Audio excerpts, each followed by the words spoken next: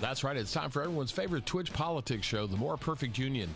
Covering the best in U.S. politics and Twitch political drama, we aim to disarm the left using the Constitution as our spear and shield. The entire articulation for the use of deadly force is the imminent threat of death or great bodily harm. It has nothing to do with whether or not... What was the threat? As a matter of fact... What was the threat? Are you out of your mind, Gappy? You're out of your mind. Get ready. The other thing is that the cost of enamel paints and Warhammer figures has gone through the roof. When you poll foreign citizens of other countries about our president, they don't vote, and they are not representing the voice of their governments. It is true that a lot of foreign governments are glad that Joe Biden is president because they steamroll his shit left and right every way, 7 ways from Sunday. Matter of fact, twice on Sunday. I care what the American people think. Hello, everybody. This is The More Perfect Union coming at you live from the wonderful metropolis of western Wisconsin's River Falls. For God knows how much time is left. But I am here. I'm alive. I'm still kicking. I'm able to pack. I'm able to do a bunch of things. So it's all good. It's all good. So tonight I thought there's just been so many things that Joe Biden has been against before he was for it that I thought I would open up a little bit to crowdsourcing and see if there was a way that we could piece together enough material that I could then build a 30-second or a 60-second ad or promo for what the Constitution really means, using Joe Biden as the example of what not to do. And as it comes to me, I just think that he has said so many things, and I was listening to a couple people on Sirius XM today, and it kind of gave me the idea for it. So what I want to do is I just want to sort of reach out and see how many things people can remember that he did, and then I'll grab video and audio of those things, and then I will basically say, which Joe do you know, is kind of the theme.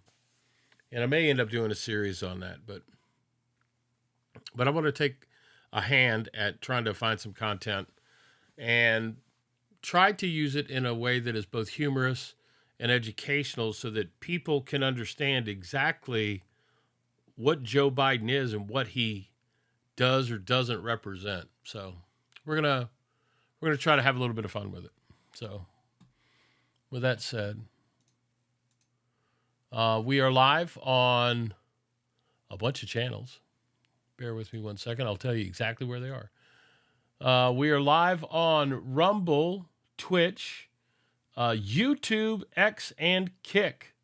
So we're doing a simultaneous, well, it looks like it says I've got one person on Twitch. Yay!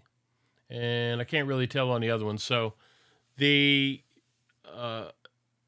Stream.io is what I'm using to do the restream.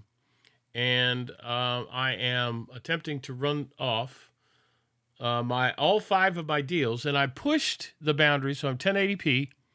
And I'm pushing 4 megabit, 4,000 kilobit or 4 megabit. And the reason why I'm not going higher is I believe that it is X that has a limitation on the bandwidth that it can process. So that's okay. So now what are we going to do? Let's let us pull up our Firefox, and I just want to find some Joe Biden gaffes. Joe Biden gaffes. Joe Biden comments on Jungle. We'll see how well the internet's been scrubbed. And lucky for us that some of these things may actually have videos. That'd be great.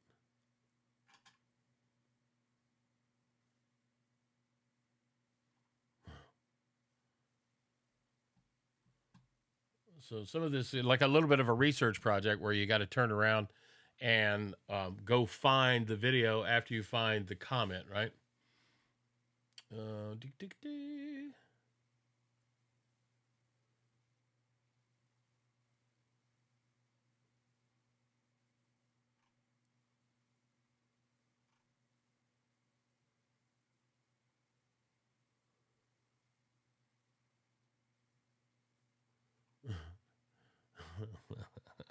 I mean, come on, man.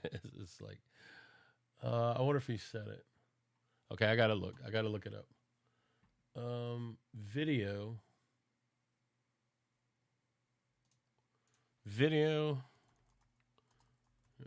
Biden on not wanting to be vaccinated.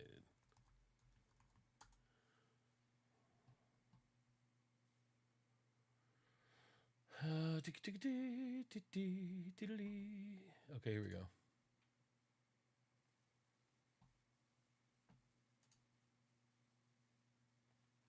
Hang on. It is a real pleasure to be here today with some of the finest working men and women, elected officials, and labor and business leaders in the greatest state in the nation.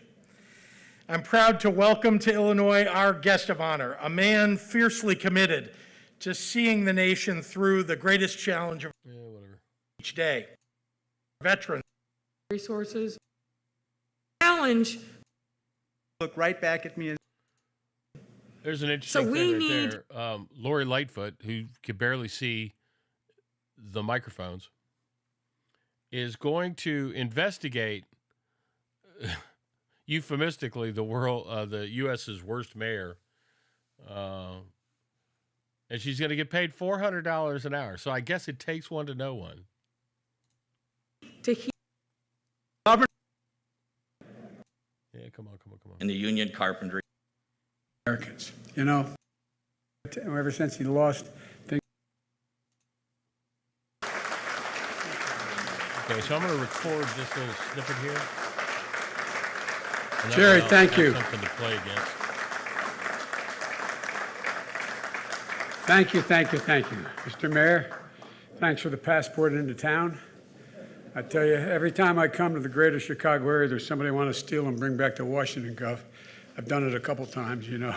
At any rate, look, What did he say? Jerry, every company needs people like you, every single one. Someone who knows what my dad taught me, and a lot of people who know me well, including the governor's sister, who I worked closely with for 8 years. My dad used to have an expression. He used to say, everyone's entitled to be treated with dignity. And Joey, a job's a hell of a lot more than about a paycheck. It's about your dignity. It's about your place in the community. It's about being able to look your kid in the eye and say, honey, everything's going to be okay. That's the God's truth. He said ever since he lost, things went south in Scranton, Pennsylvania when I was a kid, and coal shut down. My dad was not a coal miner. I had a great-grandfather who was a coal miner engineer, but you know, he was a salesperson. Everything, we moved down to Wilmington, Delaware, a little town called Claymontville, a little steel town, where there's no steel anymore, but right on the border of Pennsylvania. And it was always about the dignity of work. And what you've been doing here about this pandemic is about protecting the dignity of your fellow Americans. You know, you stayed in an operations mode, lining up protective equipment for the rest of the country, all around the country. And when the vaccine came out, you all stepped up and you got the shots. And as a company, you're getting more shots and arms. And I want to thank Auto for hosting us here at Clayco, one of the Midwest's biggest construction companies. $3 billion a year in revenue. Thousands of employees nationwide, and here in Elk Grove, 100% union, not labor, union.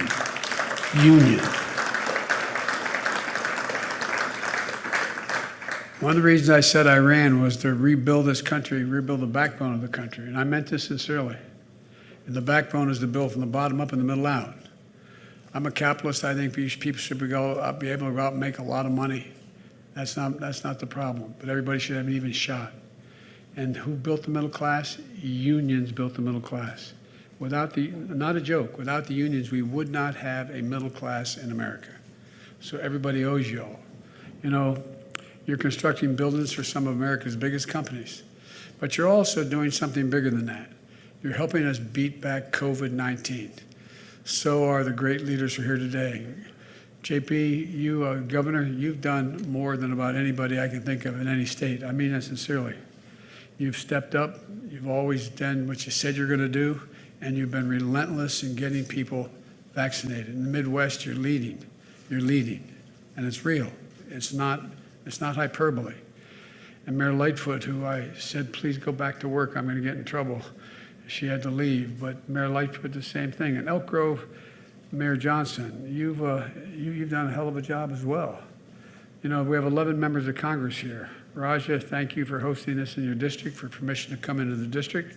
And I also want to thank colleagues in the House of Representatives, Mike Quigley, Robin Kelly, Bobby Rush, Danny Davis, Jan Sikowski, an old friend, Bill Foster, Brad Schneider, Sean Caston, Lauren Underwood, and Marie Newman.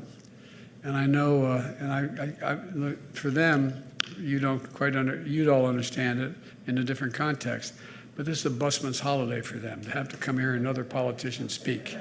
You know what I mean? Not a joke, folks. I appreciate it. I genuinely appreciate it. I appreciate it. And I know they wanted to be here, but there's others who are in Washington who can't be here. Dick Durbin and Tammy, I've both spoken to. They're in Washington and hopefully be voting soon. And also, we've got state leadership here. Lieutenant Governor Julius here, Stratton, and I'm from Pennsylvania.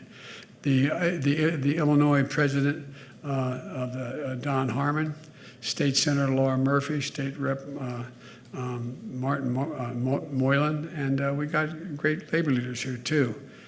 Tim, where's Tim? There you go, Tim, thank you. Thank you, pal. AFL-CIO State President. And Jeff Isaacson, United Brotherhood of Carpenters, and Don Finn, IBW, and Robert Reiter, R-E-I-T-E-R, Chicago Federation of Labor. And folks, that's how we beat COVID-19, by working together. We have an expression in that little town of Claymont I was from. You all brung me to the dance, labor. You're the reason I'm standing here. Not a joke. Not a joke. I got elected when I was 29 years old to the United States Senate, 17 days before I was eligible to be sworn in. I had to wait around to be sworn in, not a joke as well.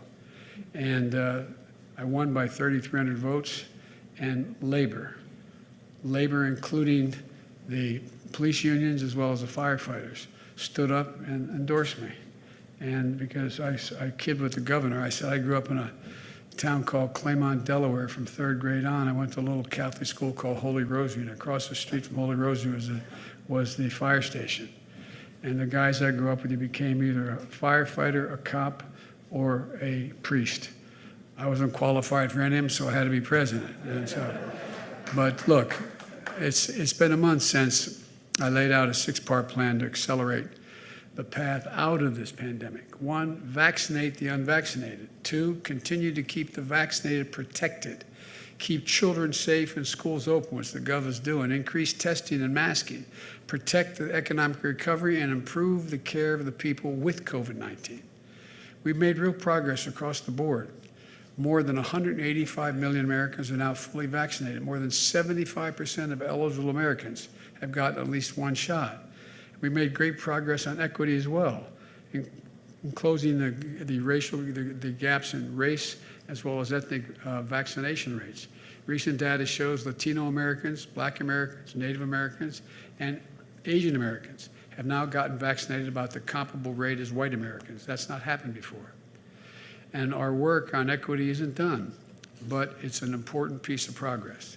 We're also starting to see less COVID-19 cases in a vast majority of communities around the country. Cases are down this past month by 40%. Hospitalizations are down by 25%. We're headed in the right direction if we keep our eye on the ball here. We still have a long way to go. The fact is, this has been a pandemic of the unvaccinated. The unvaccinated overcrowd our hospitals, overrunning emergency rooms and intensive care units. The unvaccinated patients are leaving no room for someone with a heart attack or in need of a cancer operation, and so much more because they can't get into the ICU, they can't get into the operating rooms. The unvaccinated also put our economy at risk because people are reluctant to go out. Think about this. Even in places where there is no restriction on going to restaurants and gyms and movie theaters, people are not going in anywhere near the numbers because they're worried they're going to get sick. I've tried everything in my power to get people vaccinated. First thing I did when I was sworn into office back in January 20th is I bought enough vaccine right off the bat to vaccinate every single American. There were only 4 million Americans who had been vaccinated up to that point, even though the virus had been around. Second, we made everyone eligible to get a vaccination and made it easy and convenient for them to find a place to get vaccinated, over 880,000 places around the country. Third, we gave everyone ample time and information to deal with their concerns. We developed hundreds of millions of dollars in incentives. You did here in the city and the state of Illinois, in cities and community organizations to encourage vaccinations. Governor Pritzker, you've done one hell of a job in terms of encouraging people before we get to the mandate. But even after all these efforts, we still had more than a quarter of the people in the United States who were eligible for vaccinations but didn't get the shot. And we know there is no other way to beat the pandemic than to get the vast majority of Americans vaccinated. It's as simple as that. And to spread to our children, to spread throughout society, our hospitals, or the risk of other variants, it's all dangerous and obvious, but we're still not there. We have to beat this thing. So while I didn't race to do it right away, that's why I've had to move toward requirements that everyone get vaccinated where I had the authority to do that. That wasn't my first instinct. My administration is now requiring federal workers to be vaccinated. We've also required federal contractors to be vaccinated. If you have a contract with the federal government working for the federal government, you have to be vaccinated. We're requiring active duty military to be vaccinated. We're making sure healthcare workers are vaccinated because if you seek care at a healthcare facility, you should have the certainty that the people providing that care are protected from COVID and cannot spread it to you. The Labor Department is going to shortly issue an emergency rule, which I asked for several weeks ago, and they're going through the process, to require all employees with more than 100 people, whether they work for the federal government or not, this is within in the purview of the Labor Department, to ensure their workers are fully vaccinated or face testing at least once a week. In total, this Labor Department vaccination requirement will cover 100 million Americans, about 2/3 of all the people who work in America. And here's the deal. These requirements are already proving that they work. Starting in July, when I announced the first vaccination requirement for the federal government, about 95 million eligible Americans were unvaccinated, as was mentioned a little bit earlier. Today, we've reduced that number to 67 eligible Americans who aren't vaccinated. And today, we released a new report outlining effective vaccination requirements that are already proving their worth. This report shows three things. First, vaccination requirements result in more people getting vaccinated. In the past few weeks, as more and more organizations have implemented their own requirements, they've seen their vaccination rates rise dramatically. For example, the Department of Defense has gone from 67% of active duty forces being vaccinated to 97% as of tomorrow. Vaccination just 6 weeks into this vaccination requirement. That's how quickly it's moved. We're also seeing this at colleges and universities across the country. More than 95% of students at colleges and universities like Northwestern, University of Illinois, Chicago are vaccinated. And we're going to see it in health systems around the country as well. Rush University Medical Center here in Chicago has gone from 72% to more than 95% of its employees fully vaccinated under its requirements. These requirements work. And as the Business Roundtable and others told me when I announced the first requirement, that encouraged businesses to feel they could come in and demand the same thing of their employees. More people are getting vaccinated. More lives are being saved. Let's be clear. When you see headlines and reports of mass firings and hundreds of people losing their jobs, look at the bigger story. I've spoken with Scott Kirby, CEO of United Airlines, who's here today. United went from 59% of their employees to 99% of their employees in less than 2 months after implementing the requirement, 99%. And by the way, Scott, I want you to know I've instructed the Justice Department to make sure that we deal with the violence on aircraft coming from those people who are taking issues.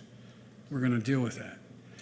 In the last days of their implementation, they cut the remaining number of employees left to get vaccinated in half. They went from 67,000 United employees to 67,000, 66,800 complied. People chose to get vaccinated. That's why we're seeing more companies signing up. I recently met with the CEOs of Disney, Microsoft, who you're familiar with here, Walgreens, to hear about their requirements.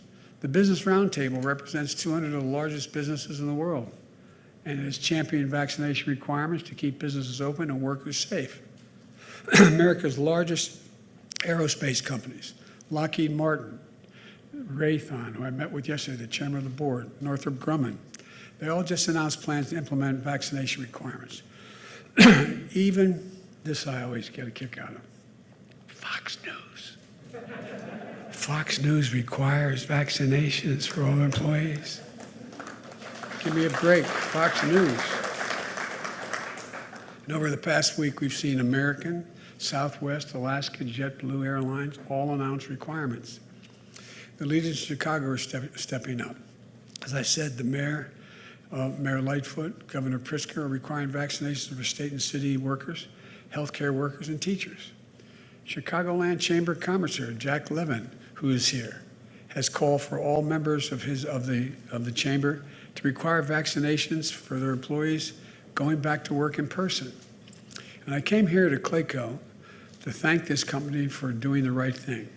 Today, Clayco is announcing it's going to require all employees to be fully vaccinated or test once a week. It matters. I know these decisions aren't easy, but you're setting an example, and a powerful example. Second thing I'd like to say, today's report shows that vaccination requirements are good for the economy. Not only increase in vaccination rates, but they'll help send people back to work. Back to work. You know, when I first started the vaccination program, and we got all that vaccine enough for everyone, we're vaccinating 3 million people a day. We're getting very close before things began to slow down. The economy is growing, leaps and bounds. 6%, the fastest growing major economy in the world. In fact, increased vaccination coverage results in as many as 5 million American workers going back to work because they feel safe they can go back to work. There'll be more economic demand to drive people back to the workforce. But don't take it from me, not from some liberal think tank this comes from, but here's what Wall Street's saying.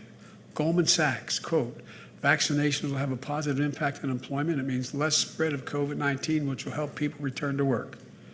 Moody's on Wall Street. Vaccination means fewer infections, hospitalizations, and death. In turn, it means a stronger economy. One economist called vaccine requirements, and I quote, the single most powerful, he didn't say single, the most powerful economic stimulus ever enacted, end of quote. Third point I'd like to make. The report shows that vaccination requirements have broad public support. Yes, some object, and some object very strenuously. And some are making a political statement out of this issue. But a strong bipartisan majority of Americans support vaccinations. They know it isn't about politics. It's about life and death. That's what it's about. It's about looking out for one another. It's about being patriotic, doing the right thing. Folks, vaccination requirements work, and there's nothing new about them. They've been around for decades. We've been living with these requirements throughout our lives. Students, healthcare professionals, our troops have been required to receive vaccination from everything from polio to measles to mumps to rubella. And the reason most people in America don't worry about polio, measles, mumps, rubella is because they've been vaccinated. I don't quite get this, why it's a matter of no violation of your right to be able to go to school or get a job, to have, et cetera. But now, it's a great cause célèbre. So today, I'm calling on more employers to act. My message is require your employees to get vaccinated. With vaccinations, we're going to beat this pandemic finally. Without them, we face endless months of chaos in our hospitals, damage to our economy, and anxiety in our schools, and empty restaurants, and much less commerce. Look, I know the vaccination requirements are tough medicine. Unpopular with some, politics for others, but they're life-saving. They're game-changing for our country. We're in a position to leap forward in a way that we haven't for a long, long time economically. Businesses have more power than ever before to change the arc of this pandemic and save lives and protect and grow our economy. So as president, I'm going to continue to do everything I can to get us out of this pandemic. I look forward to more businesses joining that effort. And for folks who haven't gotten vaccinated, get it done. Do the right thing. It can save your life. It can save the lives of those around you. You know, if I can digress for just a second, last night I was on television. I was on the telephone with a person at an emergency hospital ward in Pennsylvania because a good friend had called and he had rushed his significant other to the emergency room because this woman was having trouble breathing, had a high fever, and could not really catch her breath. And they got her into the hospital, but the waiting room was so crowded, things were so backed up, they couldn't even get her to be seen initially. So because I knew this person, I called the desk, the receiving nurse, and asked what the situation was. And has anyone even, and by the way, I wasn't complaining because they're getting the living hell kicked out of them, by the way. Doctors and nurses, some of them are just, they're running dry. I really mean it. They're getting the living hell kicked out of them, and sometimes physically. And to make a long story short, it took a while because the vast majority of the emergency rooms and the docs were occupied taking care of COVID patients. I bet every one of you can name somebody who got sent to the hospital with something other than COVID and couldn't get it taken care of. How many people do you know, I know, who've had to put off elective surgery they need done, but they couldn't get a hospital room. Didn't mean they were going to die in many cases, but some places in the world that's happening.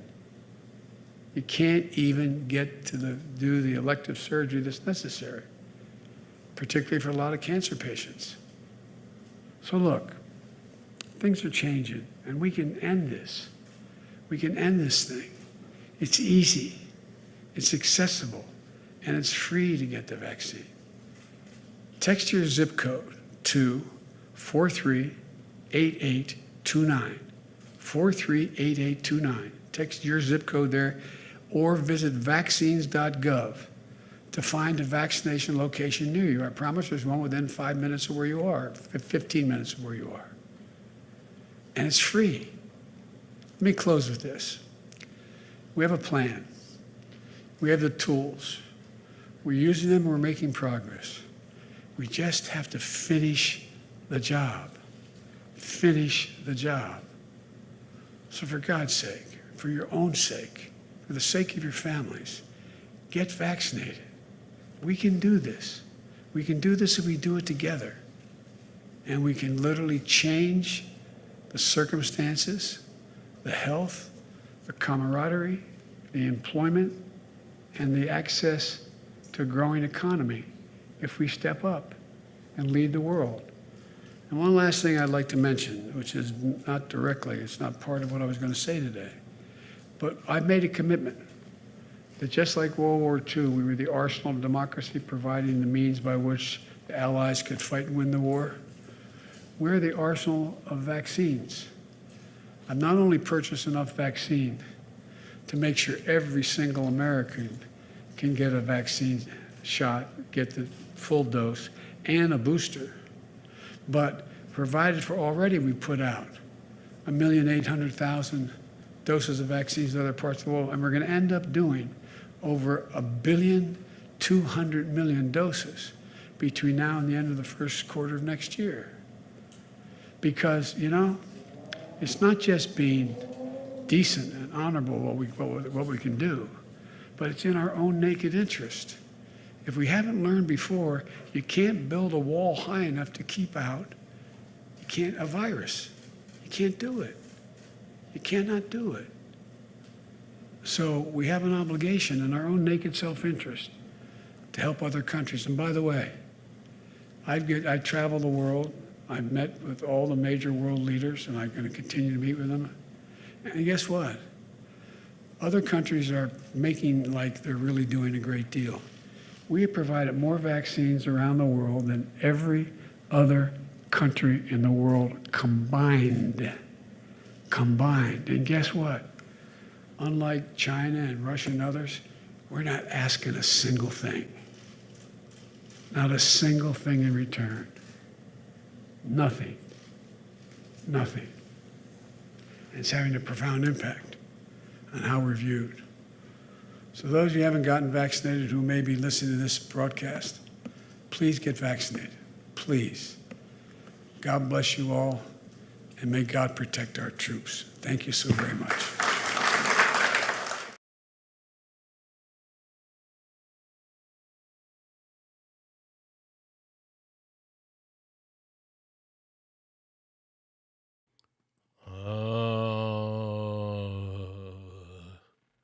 Yeah. Okay, so let me go back to that. Well, good. Project. We're parents, and our great Needs people like you. Do it for 8 years. It's a hell of a lot more than about a payday. That's the God's truth. Moved down to Wilmington, Delaware. And what you've been doing for the rest of the Midwest's biggest construction companies, $3 billion a year in revenue. Thousands of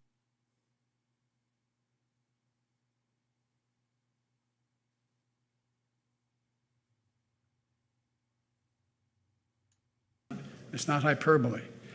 And Mayor Lightfoot, who I said, please go back to work, I'm going to get in trouble.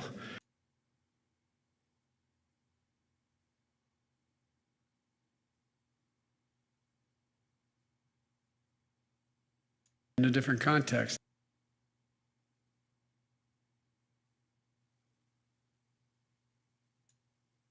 And and Robert Reiter. That's how we beat Rereader, Chicago Federation of Labor. And folks, that's how we beat COVID-19, by working together. We have an expression in that little town of Claymont I was from. You all brung me to the dance, labor. You're the reason I'm standing here, not a joke. 7,300. And because I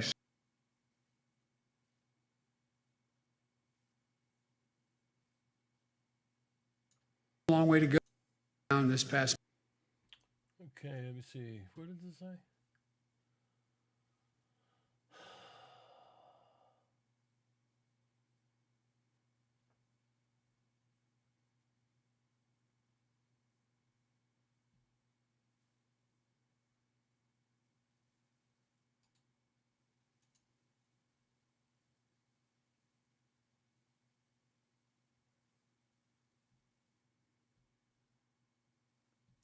Latinx vaccinated as well. Why?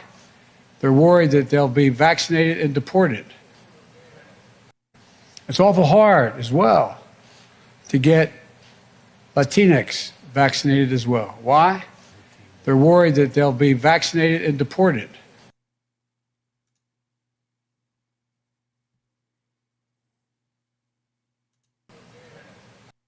It's awful hard as well to get Latinx vaccinated as well. Why?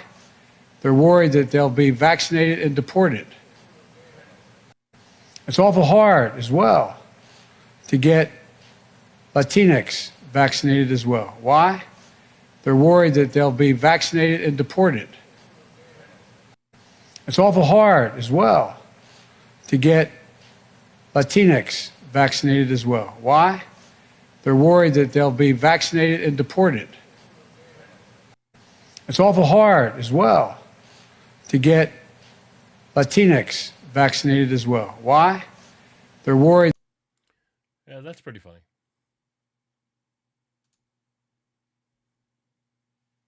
That's pretty funny. By the way, if you happen to be watching the show, welcome. We're sending out messages, text messages and stuff are actually syncing into, pardon me, they're syncing into Discord server as well. So, yay. Anyway, so I'm just looking for representative samples of things that Biden has said, and I'm just going to categorize everything as I go through it. But I want to make an ad that's showing all the things that he was against and juxtapose it with how he's changed his mind and supports all these various different crazy things. And I the theme of the ad is, I think, which Joe is the Joe you know, kind of a thing.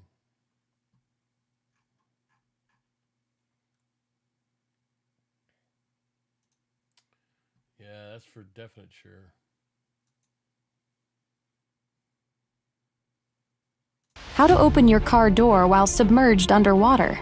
A fatal construction flaw in all recent auto. It is the phrase that everybody's talking about today. You ain't black. Those were the words coming from Democratic presidential candidate Joe Biden during a radio show interview. Well, he was talking about anyone who doesn't know whether to vote for him or President Trump in November. Biden's words sparked a growing debate. PBS 46's Brittany Miller explains that Biden has since apologized. Yes, he has apologized, saying that he shouldn't have been such a wise guy or so cavalier. But Biden's apology really hasn't put out the flames of this national controversy. 3 words have ignited a political and racial firestorm. So if you have a problem figuring out whether you're for me or Trump, then you ain't black. You ain't black is all over social media and major news outlets. The Trump campaign is even selling You Ain't Black t-shirts for $30 online. Presumptive Democratic nominee Joe Biden made the comment while on the popular radio show The Breakfast Club Friday morning. Yeah, I cringed when I heard Joe Biden. Cringed when I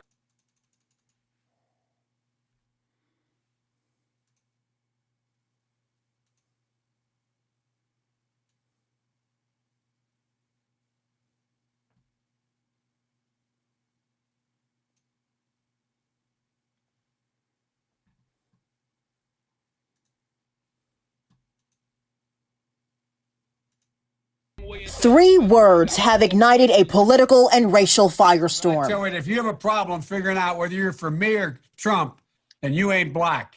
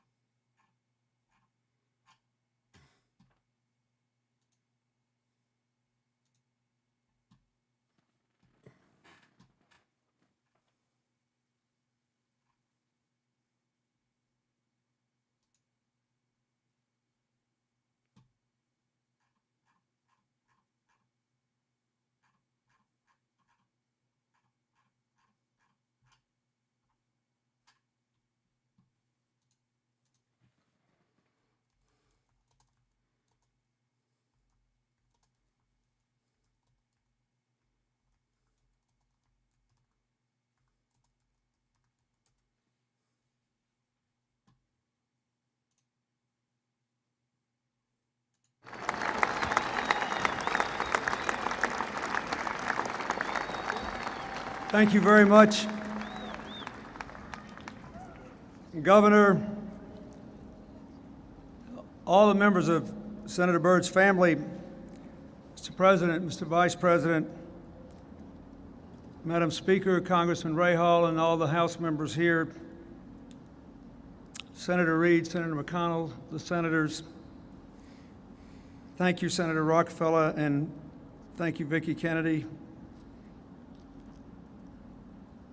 I'd also like to thank all the people here who, at the time of his passing or ever, worked for Robert Byrd, who helped him to succeed for the people of West Virginia. I thank them. And I want to thank the Martin Luther King male chorus. They gave us a needed break from all these politicians talking up here.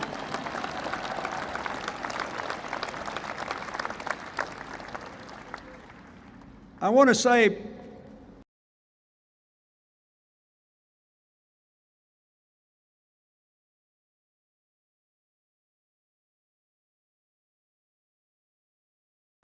he had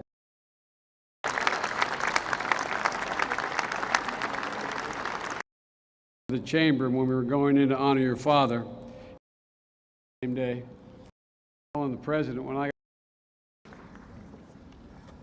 Mona and Marjorie, the entire Byrd family.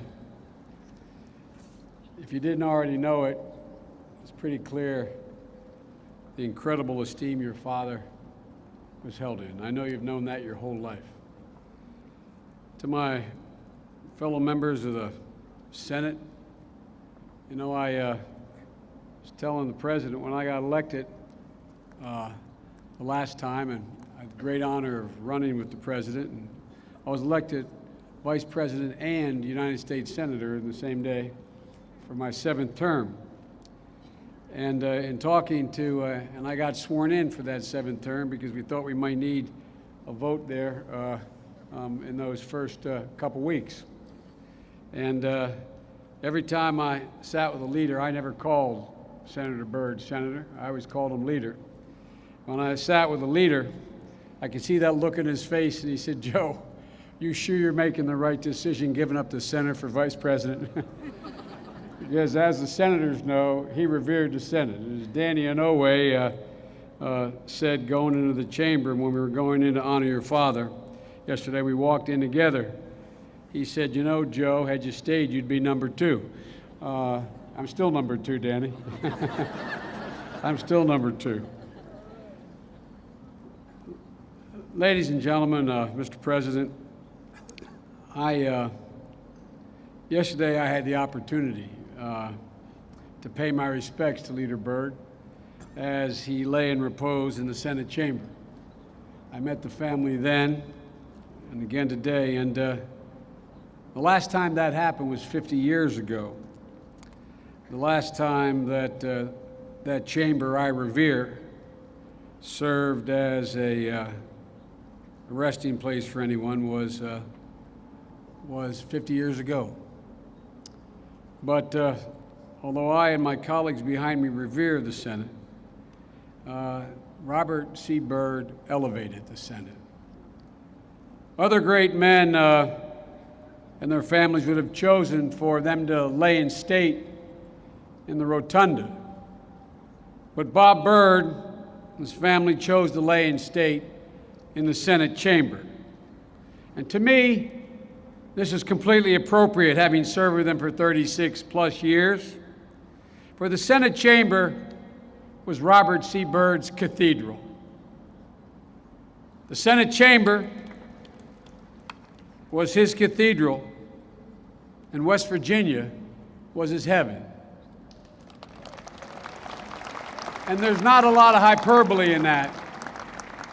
Every person in the Senate, as my colleagues behind you can tell you, brings something special about them. I'll never forget having privately criticized a senator when I was there the first year. I was sitting with the previous leader, Senator Mansfield, who was an incredible guy. And he told me that he said, why are you upset? And I told him about a particular senator railing against something I thought was very worthy, the Americans with Disability Act. And he went on to tell me that every member of the Senate represented something in the eyes of their state that was special and represented a piece of their state. Well, if there was ever a senator who was the embodiment of his state, if there was ever a senator who in fact reflected his state, it was Robert C. Byrd. The fact of the matter is, the pick of the banjo, the sweet sound of the fiddle, ramp dinners in the spring, country fairs in the summer, the beauty of the laurels in the mountains, the rush of the rapids through the valleys. These things not only describe West Virginia, but from an outsider's point of view, who's been here many times at the invitation of Jennings Randolph and Robert C. Byrd, it seems to me they define a way of life. It's more than just a state. And Robert C. Byrd was the most fierce defender of not only the state, but the way of life. I think the most fierce defender that probably this state has ever known in its history. You know, Robert Byrd did use the phrase, "When I die, West Virginia will be written on my heart," and I used to kid him. I said, "You have so many Scotch-Irish down there, you don't acknowledge it was an Irish Catholic named Joyce who said that first." Reverend, he quoted everybody else, but when he used that phrase, he'd never acknowledge that it was James Joyce who said, "When I die, Dublin will be written in my heart." And all he would do is laugh. The fact of the matter is, West Virginia was not only written in his heart, but he wore it on his sleeve. He took such pride in this place. He took such pride in all of you. I remember he asked me one of the few races he had, there was a race, whether I'd come down, because I was the young guy, and I'd come down and demonstrate to everybody that I could not keep up with Robert C. Byrd, which happened to be true. And I think, Nick, you were at the dinner. We had a Jefferson Jackson Day dinner and down here, and Robert C. Byrd did something never happened before with me in all the dinners I've spoken at. He stood up and he said, "We're honored to have Senator Joe Biden from Delaware here tonight. And Joe, I'd like to introduce you to West Virginia." Then he spent, as Nick will remember, the next probably 10 minutes talking about everyone in the audience by name, where they were from, what they had done, how they had fought through difficulty. And then he said, kind of like Johnny Carson, "Here's Joe." Well, I thought it was pretty impressive, literally.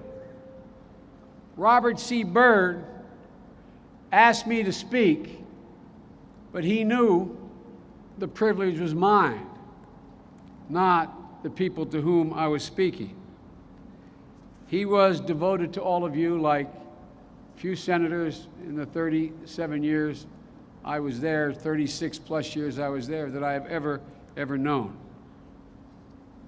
He was fiercely devoted, as you've all heard, to his principles. Even once he became power, he always spoke truth to power, standing up for the people he proudly was part of. And you've heard it many times a day, but it bears repeating again in defense of the Constitution he revered. I always wear a flag pin, but I was afraid he'd be looking down today, because every time I'd wear the flag pin on the floor, he would grab me, take my pin, and put on a Constitution pin. That's the pin I'm wearing. So, boss, I'm wearing the pin.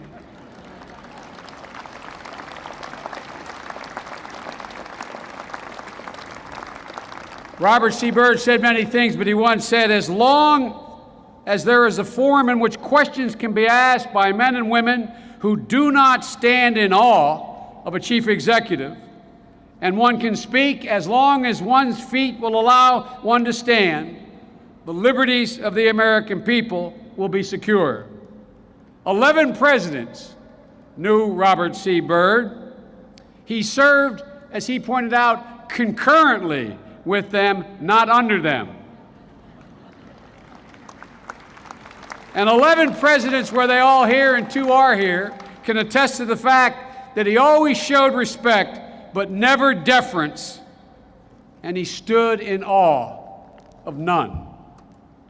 He had an incredible, prodigious memory that I will not take the time to regale you about. I just remember one time sitting with the Queen of England at a formal dinner, and he recited the entire lineage of the Tudors, and every year each one had served.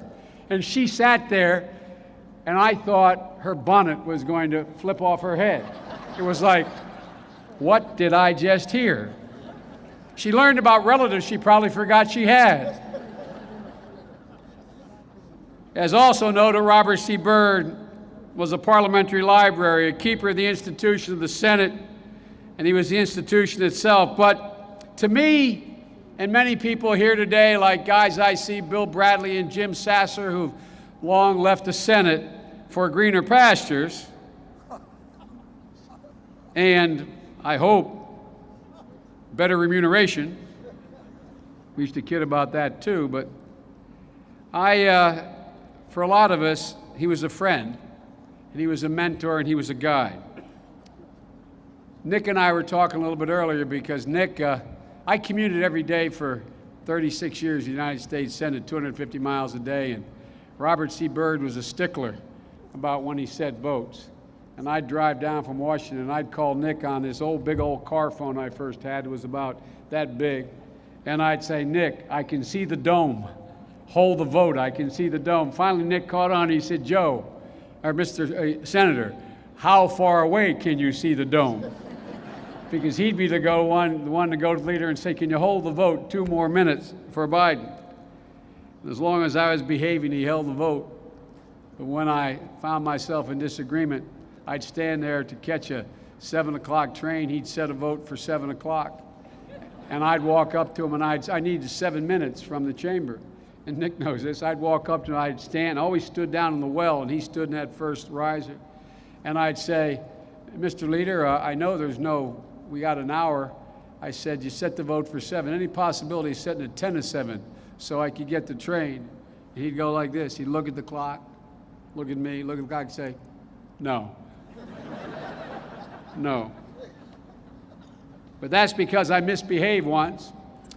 I voted with George Mitchell on a matter relating to minors, and that was a big mistake. He literally took the roll call sheet. There's these sheets, as the staff members know, with every senator's name and how they voted. He took the roll call sheet, had it framed, had my name circled in red, and literally had it screwed to the ornate door frame in his office then as the chairman of the Appropriations Committee. So every single senator coming to see him would walk out, and at eye height they'd see Biden circled in red, and know darn well they better not vote against Robert C. Byrd ever. You think I'm joking? I'm not joking. But then I got in his good graces. I tried to run for president. He said, I don't want any senators running for president. I said, why, Mr. Leader? He said, because you never come back and vote when I need you. So I made a promise that no matter where I was, if he called me and said he needed my vote, I'd drop whatever I was doing and I'd come. And I kept the commitment, the only one I might add. That got me back in his good graces again. The point is that this is a man who knew exactly what he was doing. After I was elected in 1972 as a 29-year-old kid, I was number 100 out of 100 in the Senate seniority. And Leader Byrd offered up, he was then the whip, he offered his office to me to come down from Delaware so I could have a place to interview staff members. It was in his office and the connection his secretary put through, that I received a call telling me that about an accident which took the life of my wife and my daughter. And when they were buried, we held a memorial service a couple days later in Delaware where thousands of people showed up, and it was a bone-chilling slate day of rain, and people couldn't get in the church. And I never knew it initially, but Robert C. Byrd, and I think you may have driven him up, Nick, drove up on his own with Nick to that church. He stood outside for the better part of an hour in a driving rainstorm where the temperature was below 32. When my brother saw him and asked him to come in, he said no. He wouldn't displace anyone. He stayed there for the entire service. When the service was over, he got in his vehicle and he drove back, never attempting to be noticed, never seeking to know, as my deceased wife used to say, the real measure of generosity is, would you do it and no one ever knew you did it? Well, Robert C. Byrd did that. I was appreciative of what he did, but I quite frankly didn't understand until a couple years later. I was in his office, and behind his desk was a huge boot cast in bronze. It was Michael's boot. It was his grandson's boot. And all of a sudden, it came so crystal clear to me who this guy was. I'd known him, but I understood immediately what he was about. For him, it was all about family. It was not just Irma, his beloved wife of 69 years. It was not just his daughters, his grandchildren, great-grandchildren, all of whom were in our prayers today. It was an awful lot of you. I'll bet if he were here, he could look out and name you, and tell you what your father or mother did for him, what your grandmother or grandfather did for him, and how you made such and such of yourself. Clearly, in his own life, Robert Byrd suffered a lot of hardships. You all know the story, losing his mom, being raised and adopted by an aunt and uncle, grown up in a home without electricity or water, having to work at an early age. He had an incredible, incredible determination. One that I don't think any of my colleagues have ever witnessed, to be my guess. But you know, this man was, it wasn't just that, as President Clinton pointed out, that at age 47 as a sitting congressman, or 45, he went and got a law degree. I don't know whether you know, you probably do, Mr. President. He got that law degree without having a college degree. And at age... Yeesh. That's just tedious.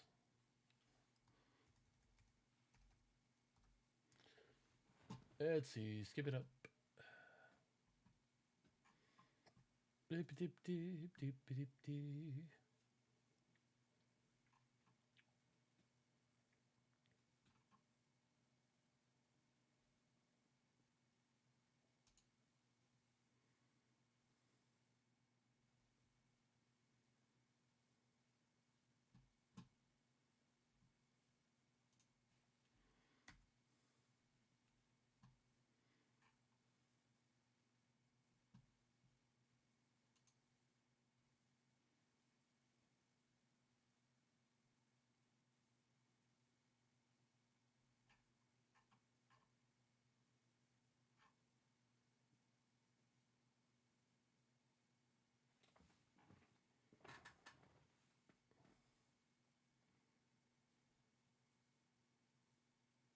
Al Sharpton, Jesus.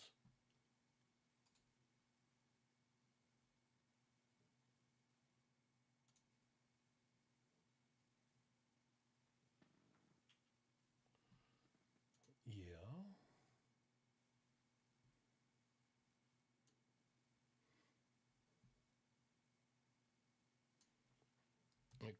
let's just do this. YouTube.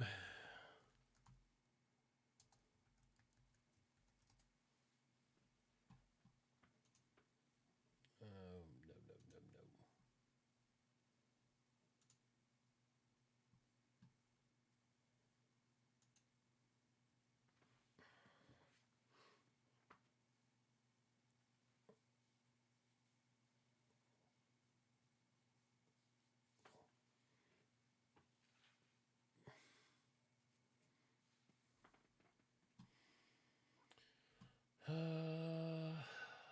That looks painful.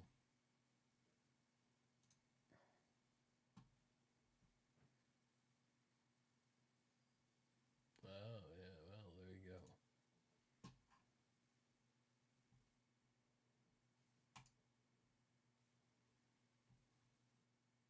This is a real B&H birthday story. We've been known for our customer service since 1973. I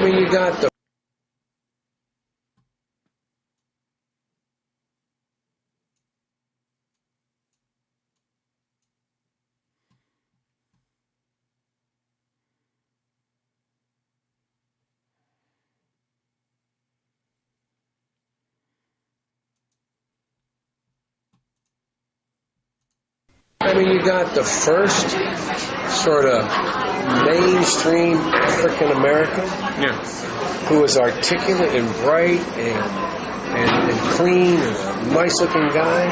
I mean, that's a storybook, man.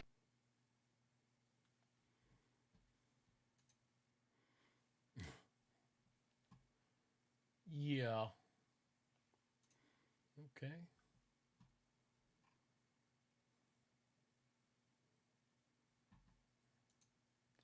I remember that one. Where's the video?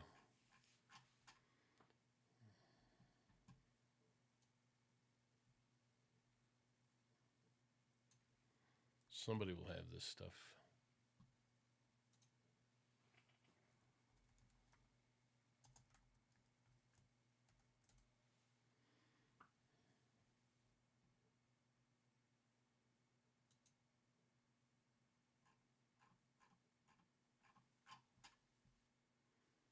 It's remarkable how they hide Joe Biden's gaffes.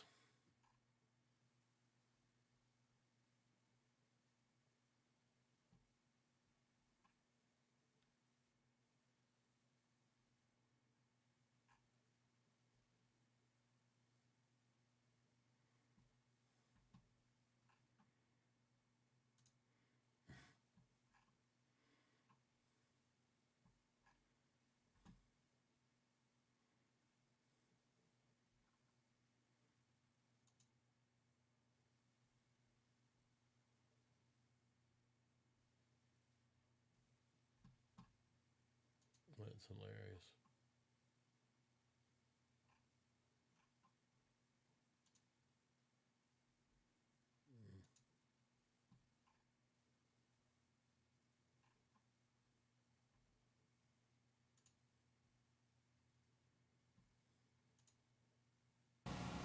Even call centers, which rushed overseas in the hundreds of thousands.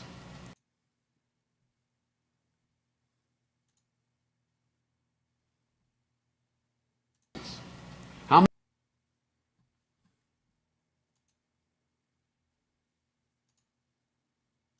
many times you get the call? I'd like to talk to you about your credit card, okay? Or that ad on TV. What is it, Nancy? This is Nancy. Can I talk to a supervisor, right? Okay. Well, it's a little overdone, but the truth of the matter is, these jobs now are paying about $19.50 an hour, if memory serves me. I don't get it. In the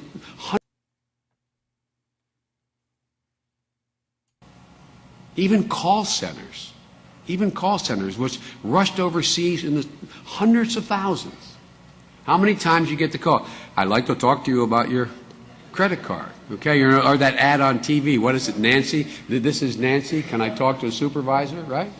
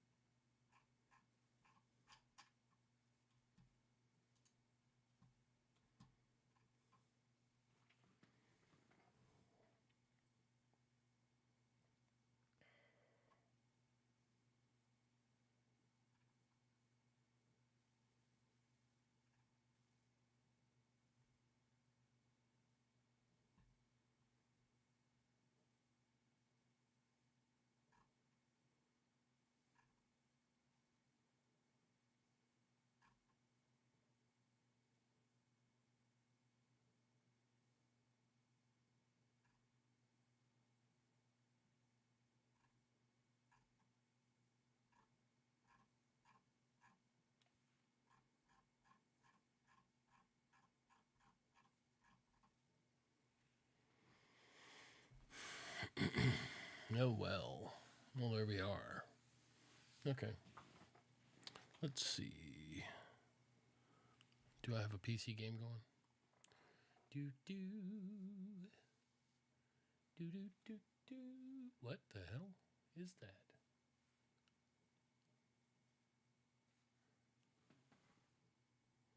Oh, that's something else. Well, that's not good.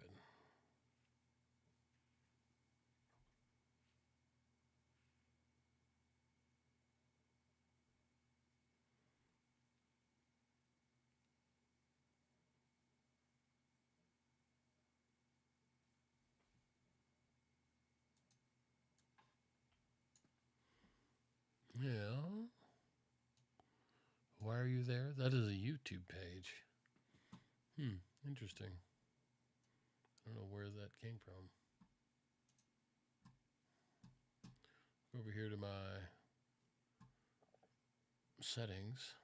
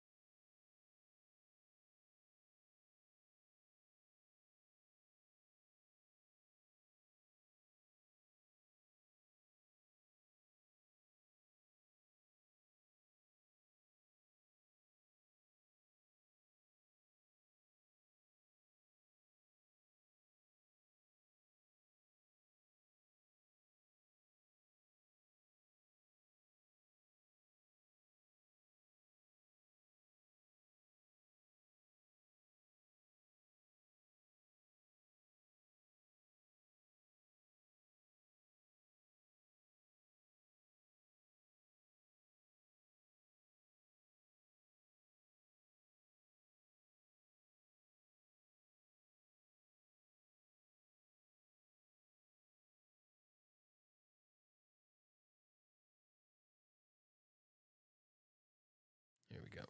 There we go. 27 minutes. Oh, my goodness. Okay, well, let's do it, shall we?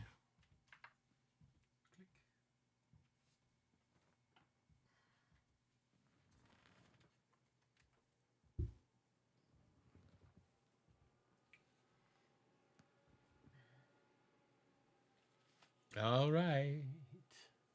All right, all right.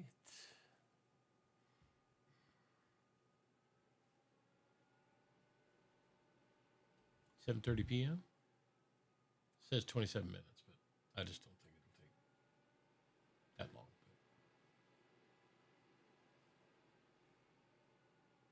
There's no autopilot on this dog, so.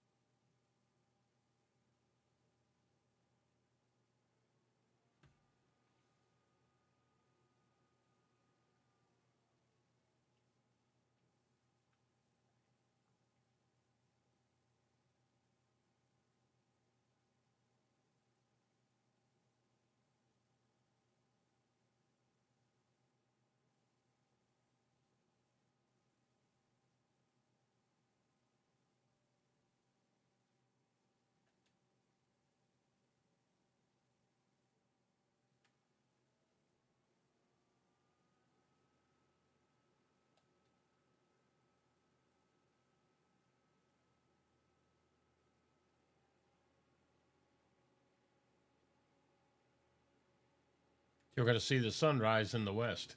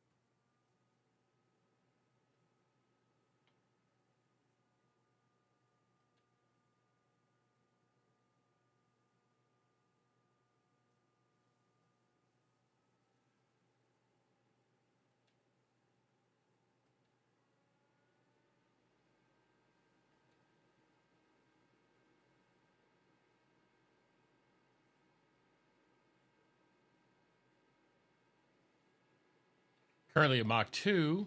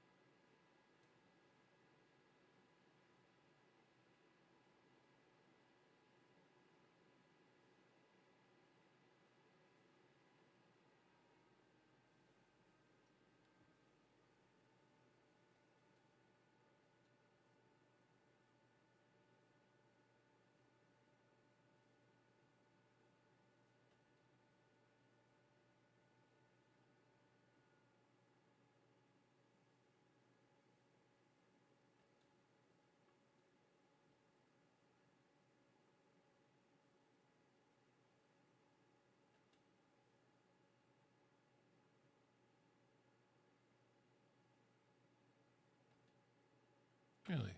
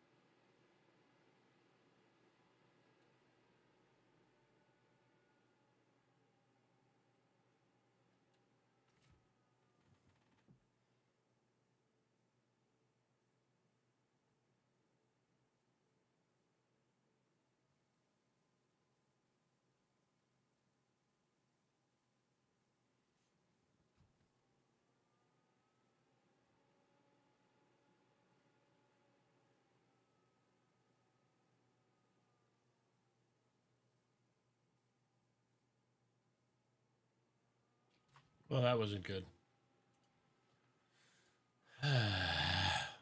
Blow up. Blowed up, blowed up, blowed up. Blowed up, blowed up, blowed up.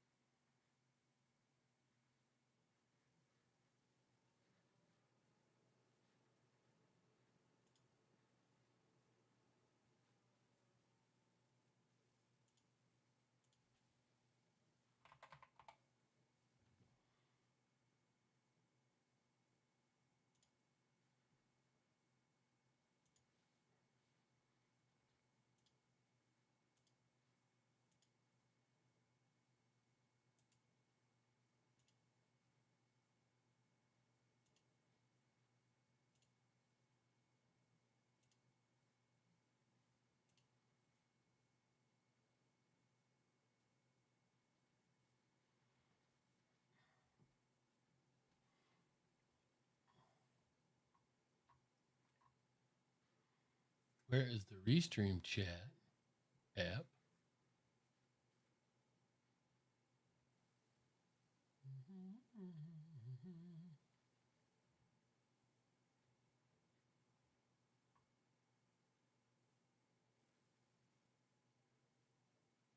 Oh, that's cool.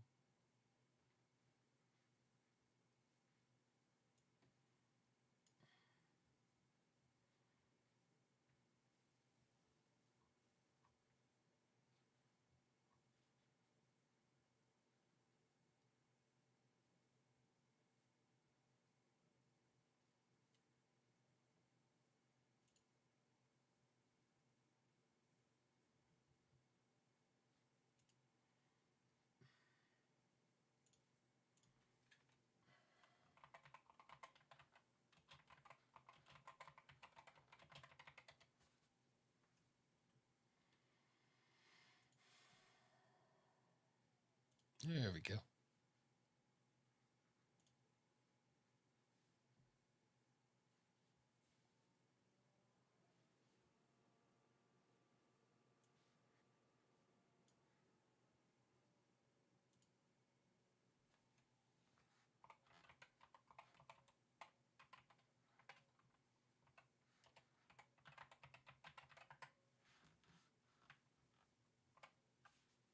Keep your fingers crossed. Click. Oh, God. It's terrible.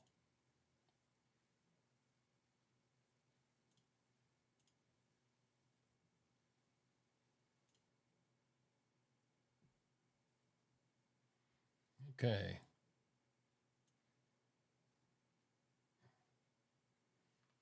Let's see. Put you over there. Put you over here. Now we got text messages. If anybody cares. Hello. All right. Cool. It's just everywhere. Okay. Uh-huh.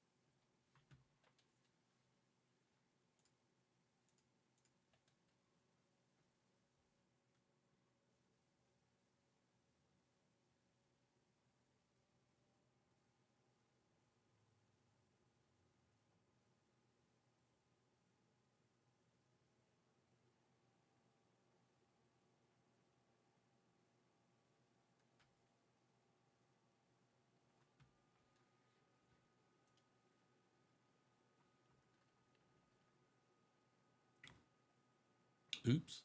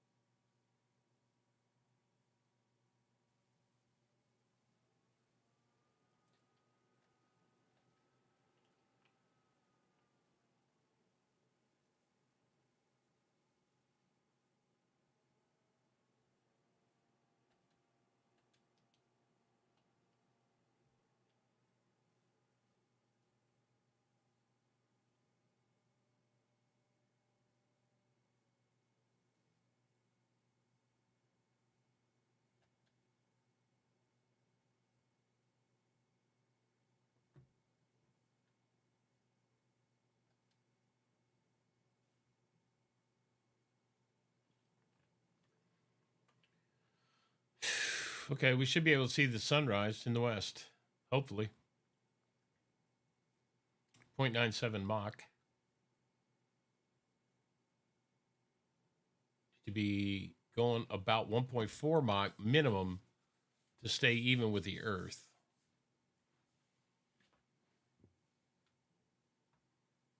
I'm going to get up to about 50,000 feet, and then I'm going to invert, roll back, and then just come back at it.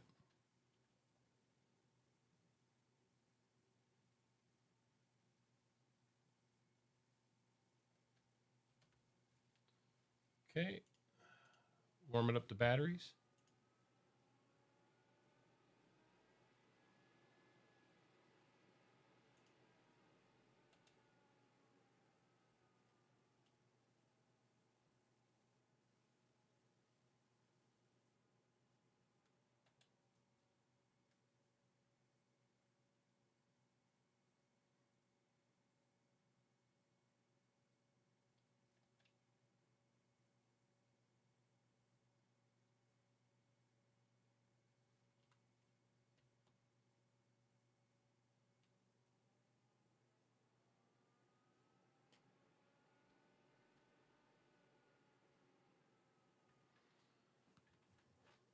Okay, we're go for transition. We're going to invert roll.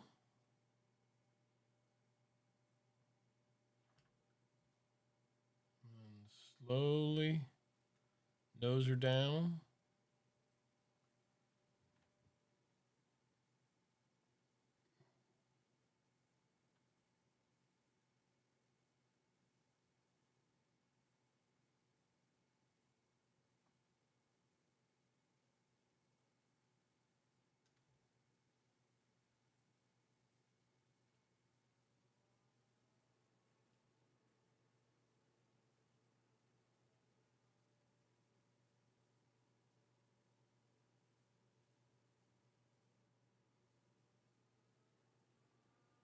The engine should be firing up.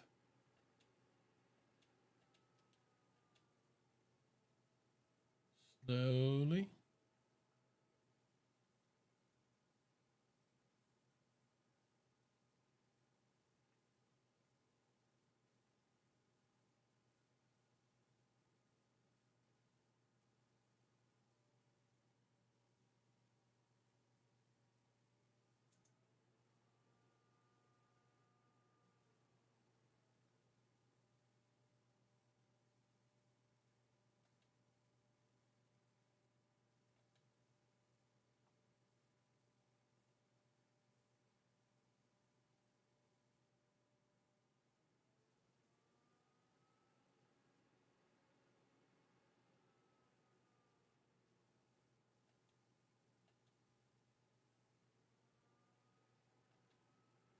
The engine should be lighting up here pretty quick. 2.42 Mach right now.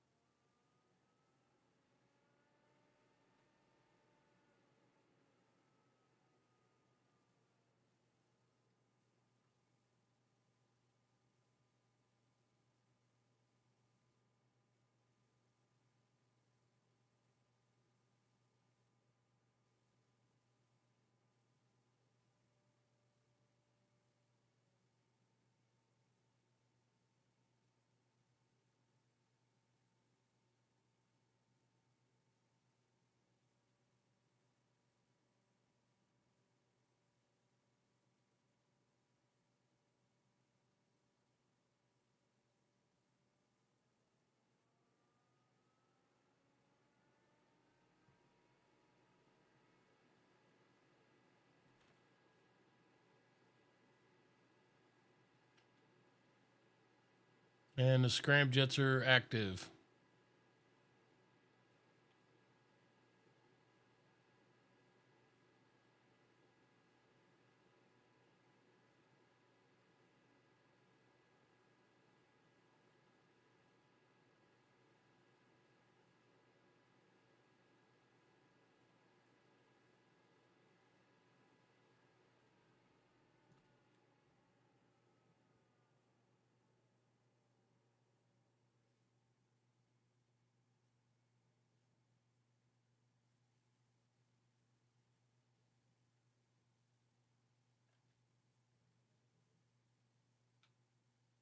You see the edge of the day and night line, called the delimiter. We're going to try to get her down here to level flight.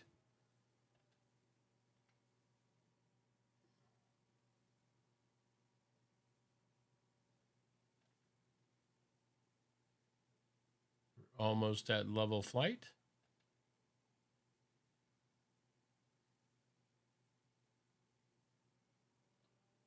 We're almost at Mach 5. Just breaking Mach 5.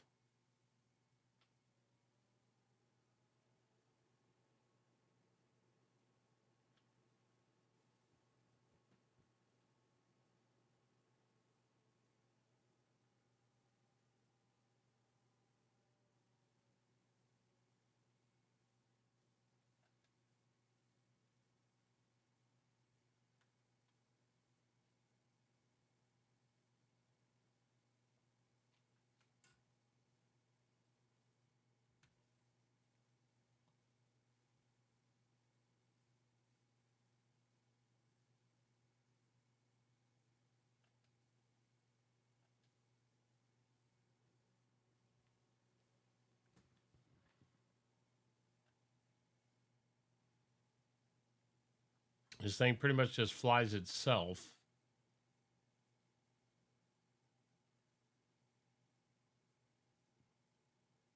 Very stick responsive.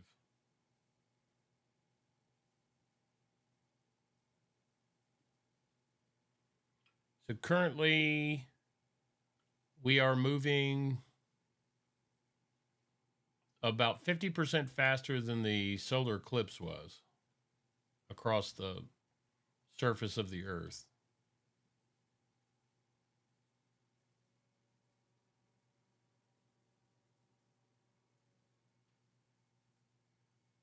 As you can actually see, we are headed west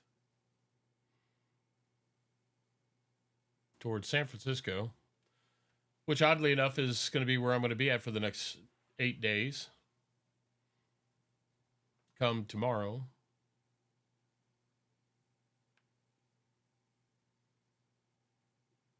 We're just trying to get our track back close. There's no autopilot in this thing. I don't think an autopilot can actually process.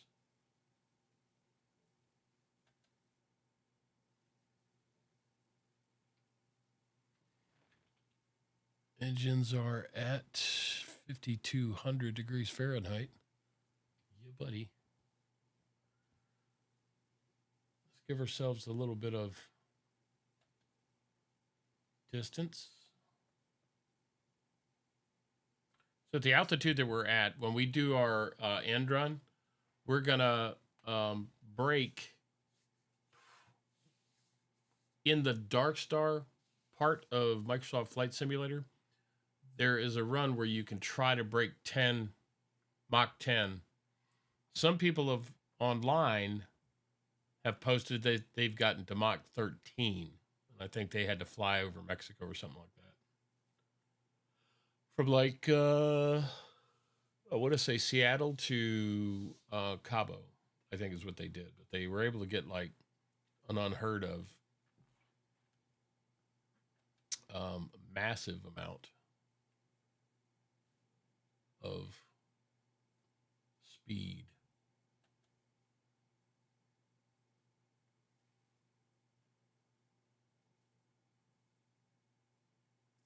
So I'm gathering up content for my Do you know the Joe you think you know? Or something similar. I haven't worked that out yet, but.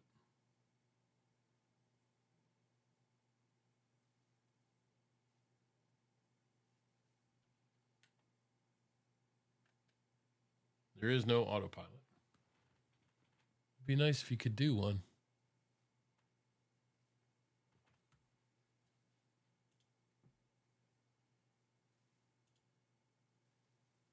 This is the explanation of the flight path. You go up and then you do this, and then you break down for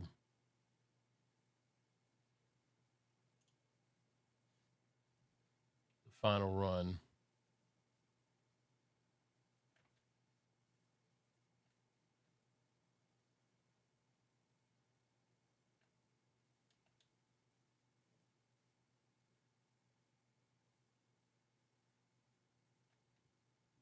So by now we are approximately halfway across the country.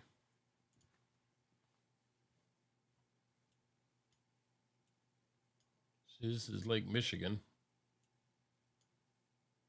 This is us.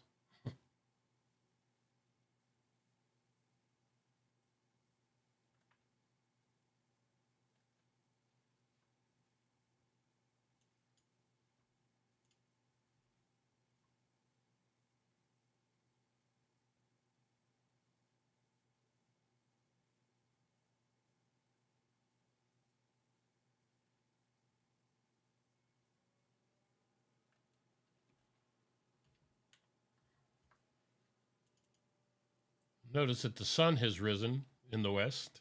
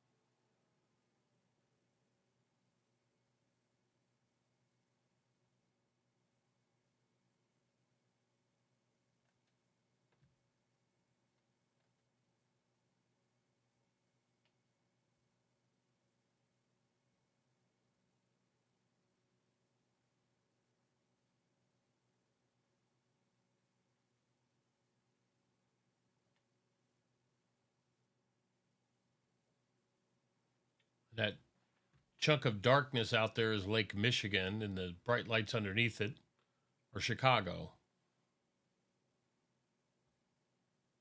Way up there in the north is Milwaukee. And just to the left of that is Madison.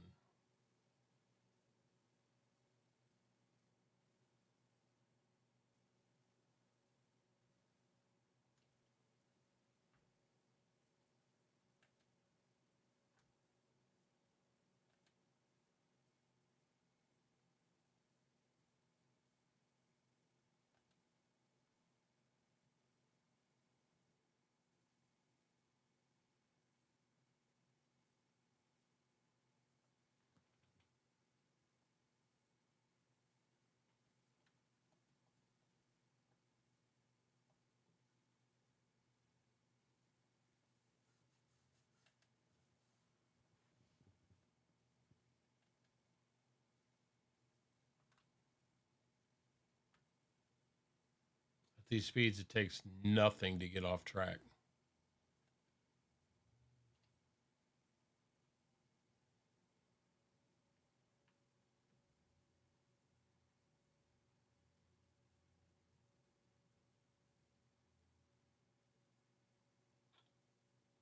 We're traveling about a mile per second.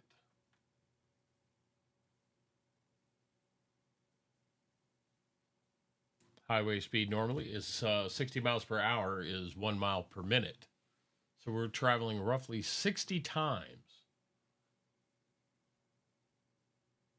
regular traffic.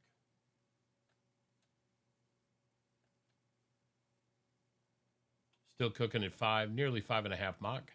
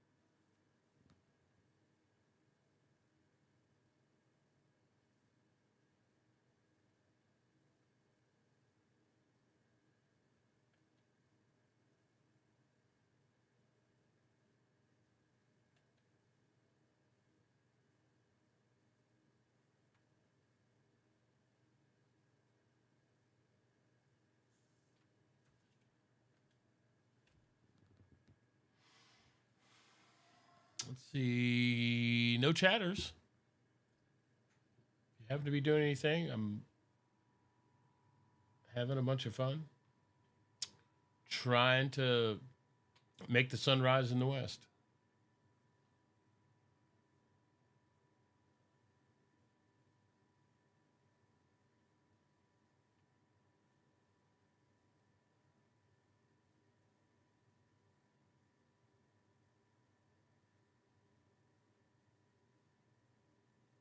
If this aircraft looks familiar to you, it's because it is the Dark Star that was part of Top Gun 2, Maverick.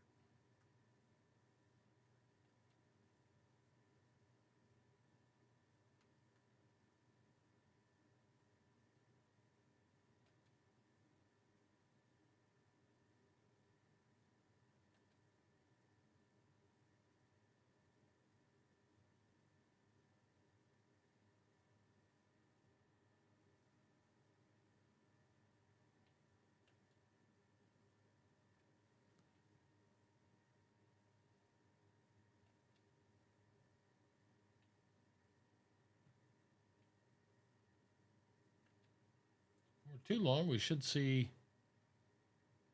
the Rocky Mountains here before too long.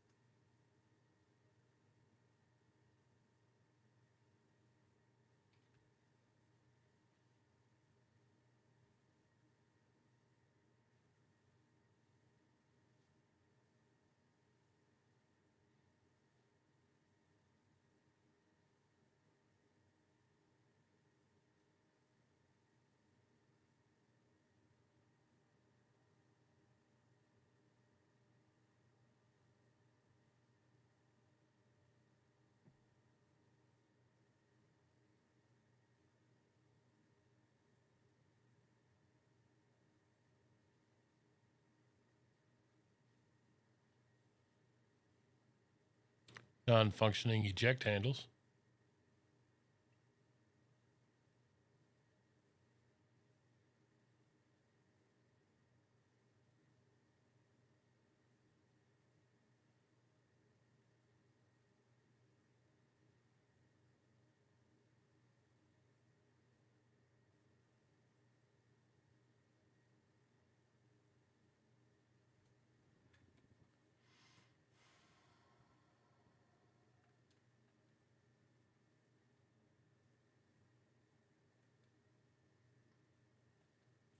Stable. Looks like we're picking up more speed because we're getting higher into the atmosphere.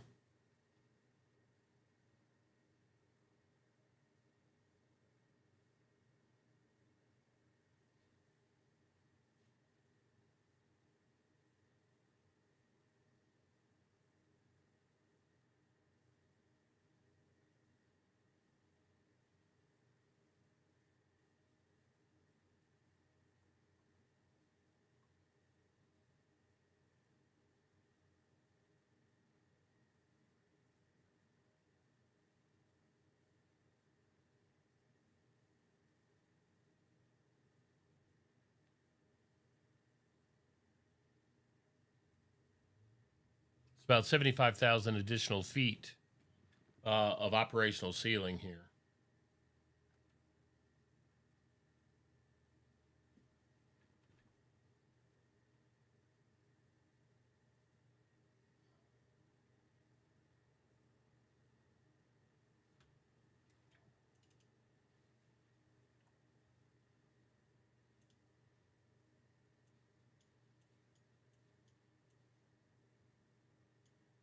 So here's Denver.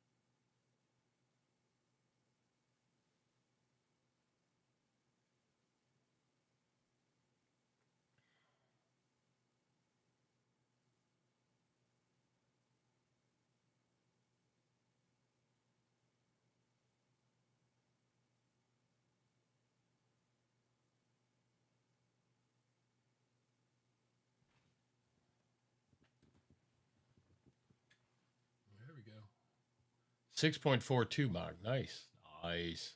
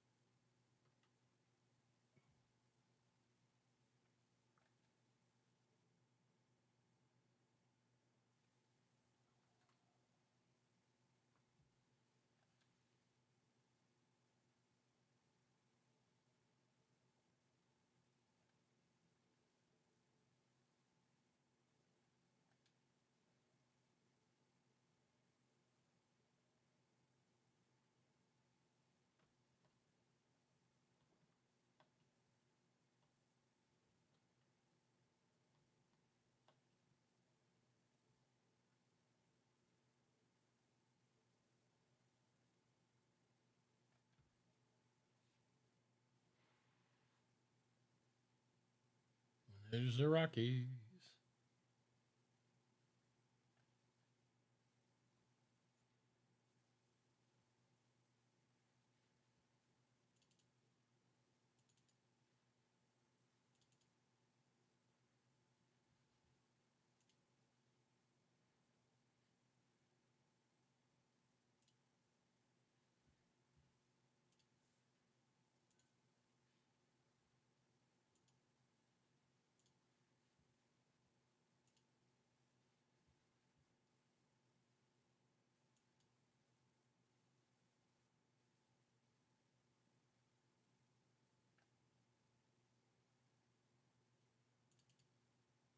Man, that's tough.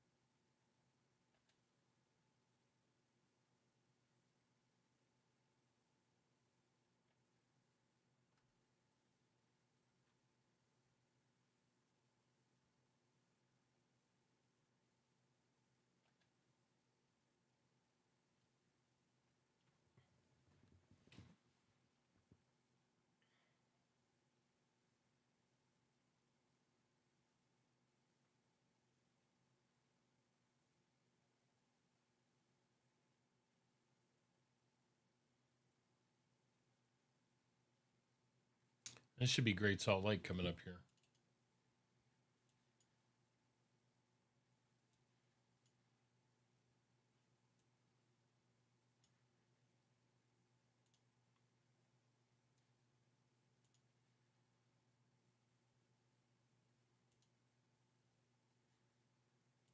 Yeah, this is Salt Lake.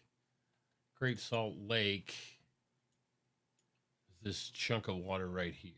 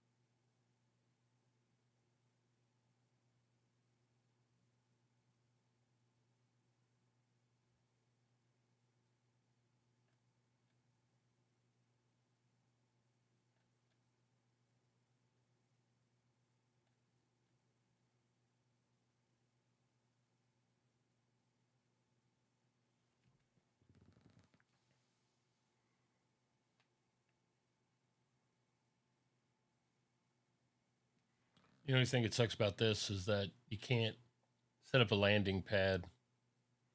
There's no navigational computer, so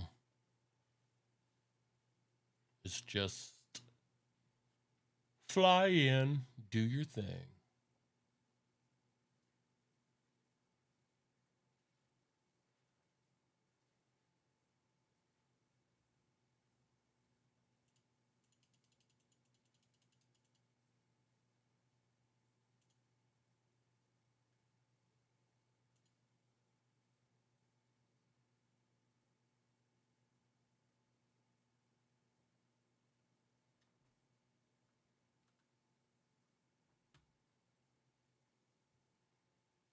Oh, that's pretty wild looking. That detail's pretty tight.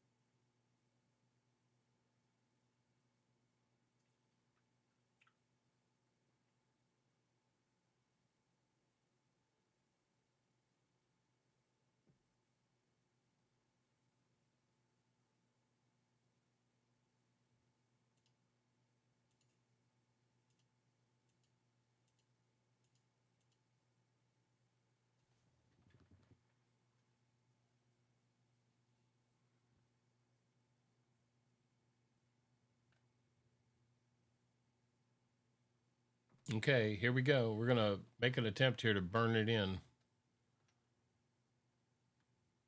See if we can get her up to 10.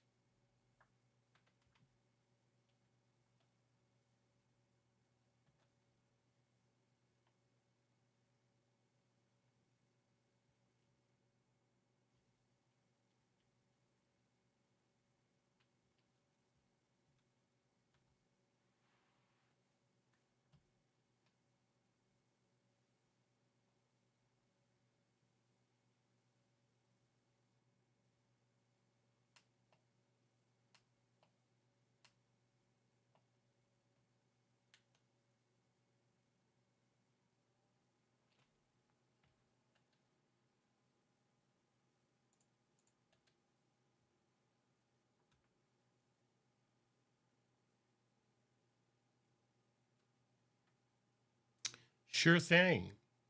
How you doing, Jixer?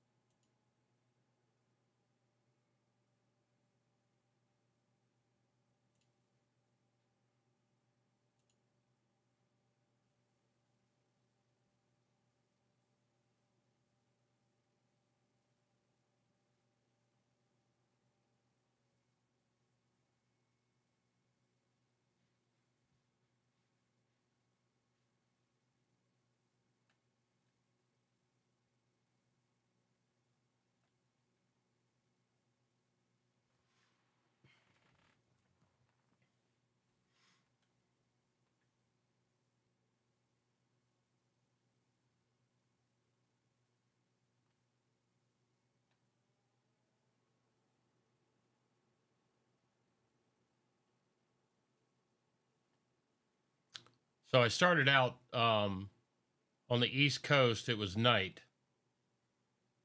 So we're getting here, I don't know,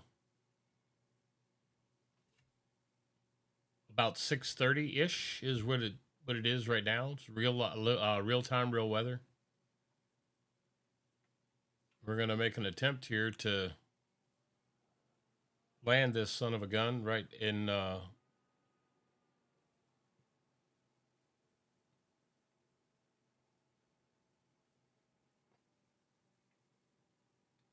San Francisco.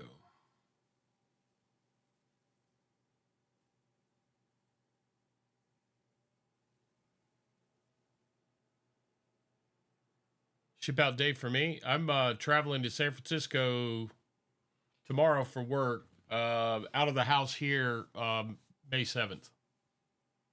I'm trying to figure out exactly, what I want to do.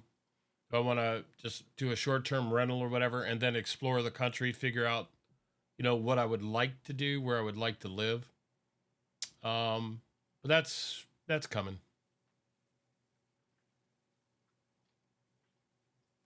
You think I should buzz the tower?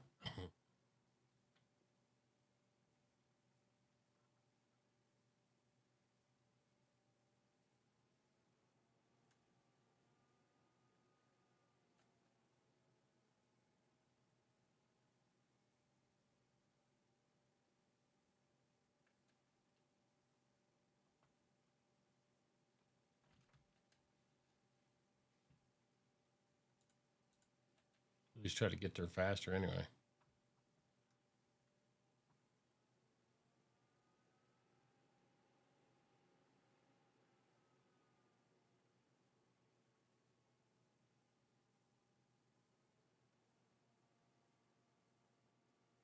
You'll get chewed out by the captain. It's up to you. Oh. Sure. Oh, shit. Hang on.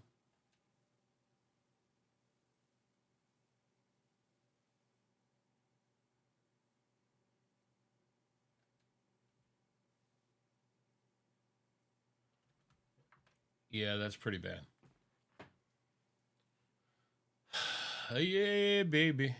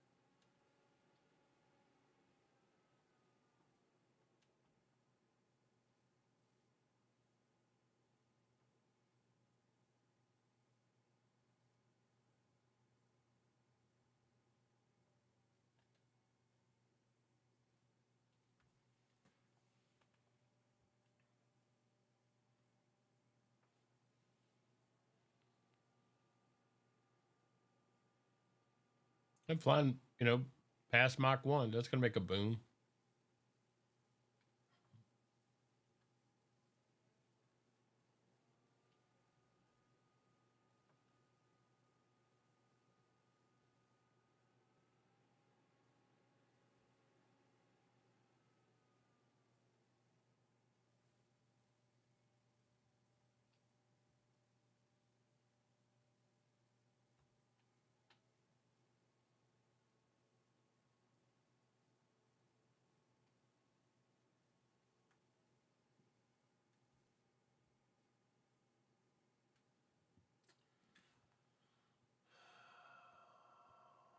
You talking to anybody?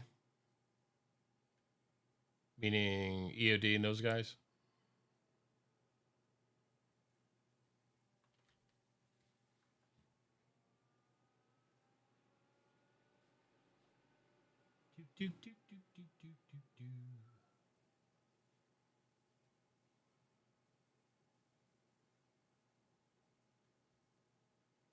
I was asking if you were talking to EOD and those cats.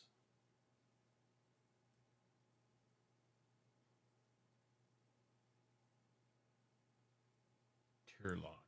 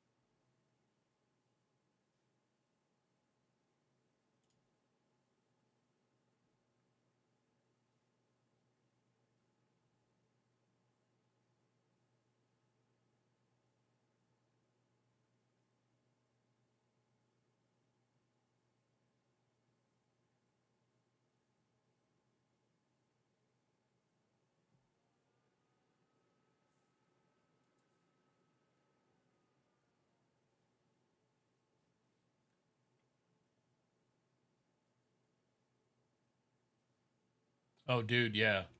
I'm gonna have to get tires for my truck this year. It's gonna cost me about $1,600. It's brutal.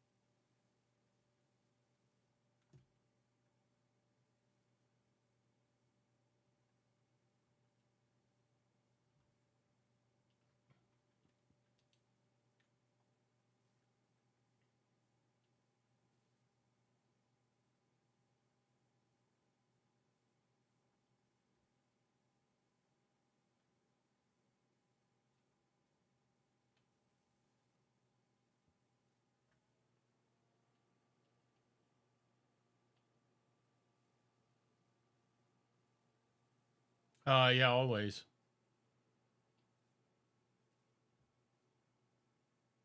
Always the best times.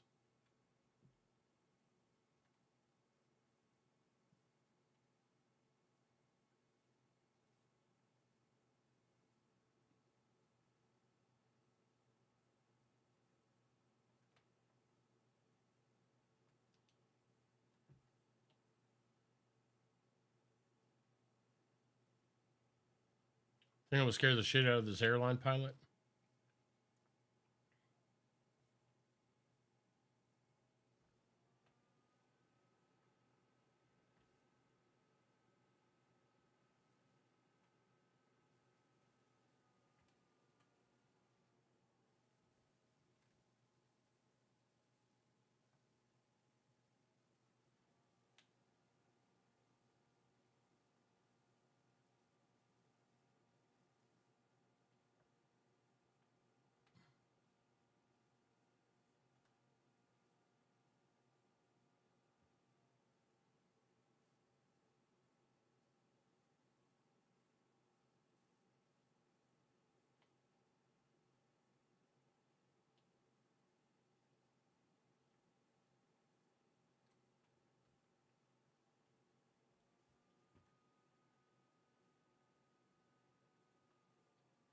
I can't make it, Goose.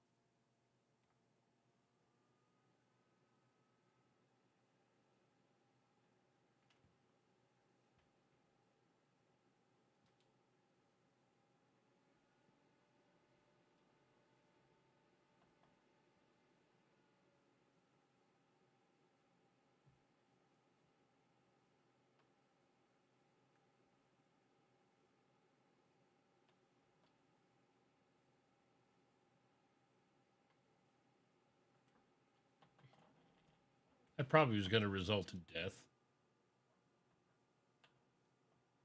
Sorry, Goose. I killed you.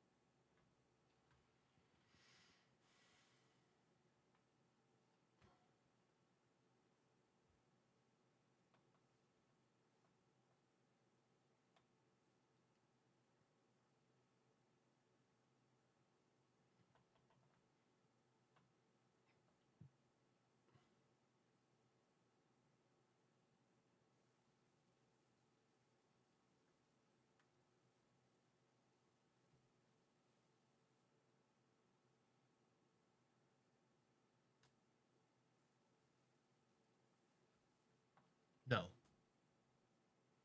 I wait for no man.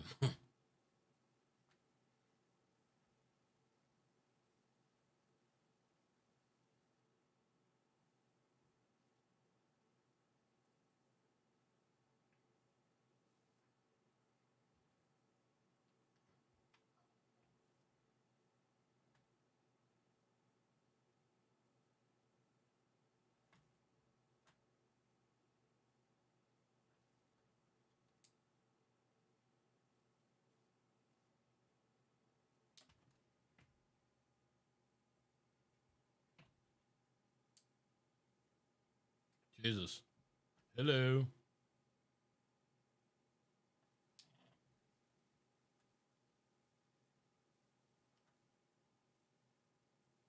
Thing doesn't have a A lot of maneuverability if you kick that engine up.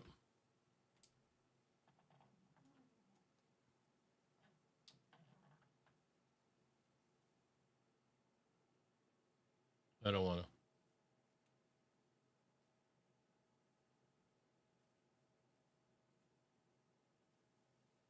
You want to hear the game audio?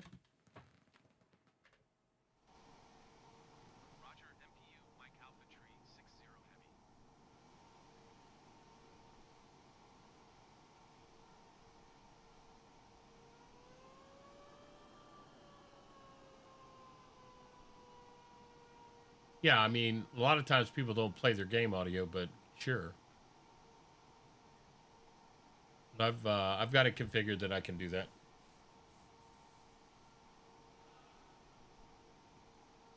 Where the hell am I? Oh, I'm way over there. Okay.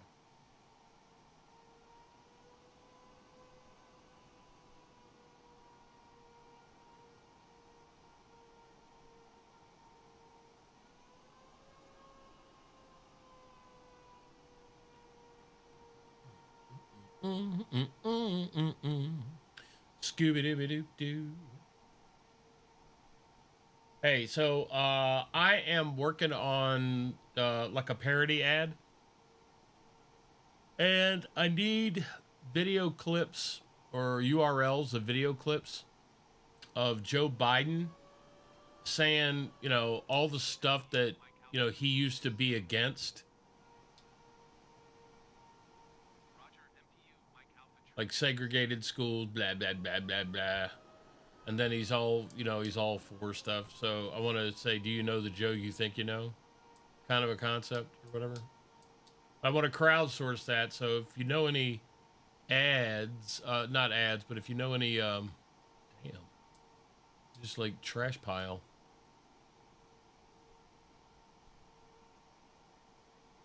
You expect me to bring this $2.5 billion? Good Lord. It's like the crappy part of the airport.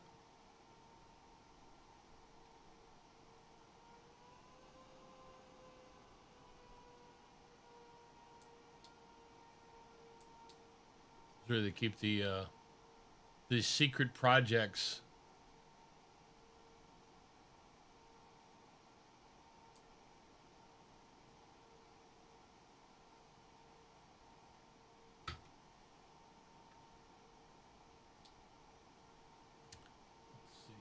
How do we do this? Take engines. Where are the engines? Click, click, click, click, click, click. Nobody cares. Nobody cares. Nobody cares.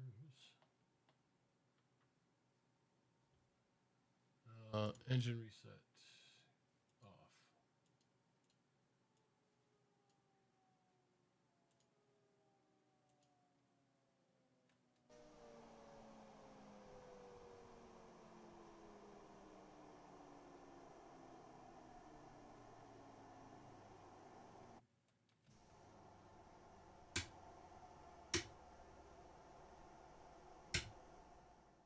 And there you have it.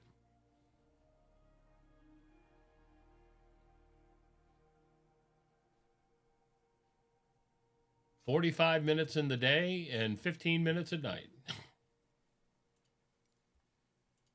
Yeesh.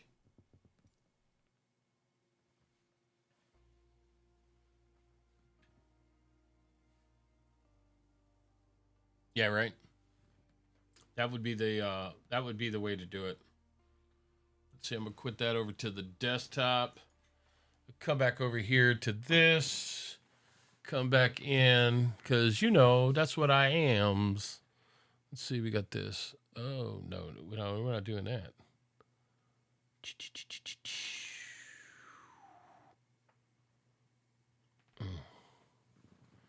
Yeah, okay. Anyway. Woo! What is it? 8:53? Almost 9 o'clock? Damn. I got some TV I got to watch. And then tomorrow I have to tomorrow I have to do all my laundry and everything to go on this frickin' 10-day trip. So, work trip. It's gonna be great. Let's see. Did I not play background sound? Oh my God, I hate myself. Oh, it's terrible.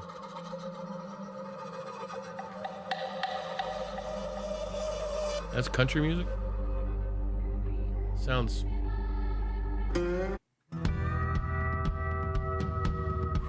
Whoa. There we go. Where is my chat? Where did chat go here? On the old display.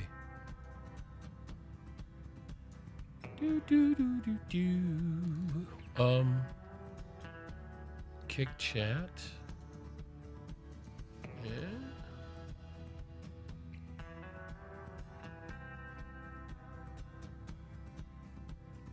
Text chat.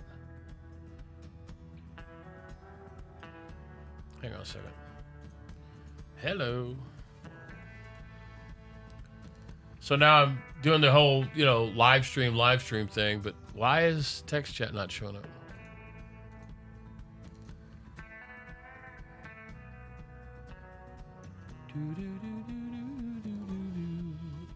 Unless...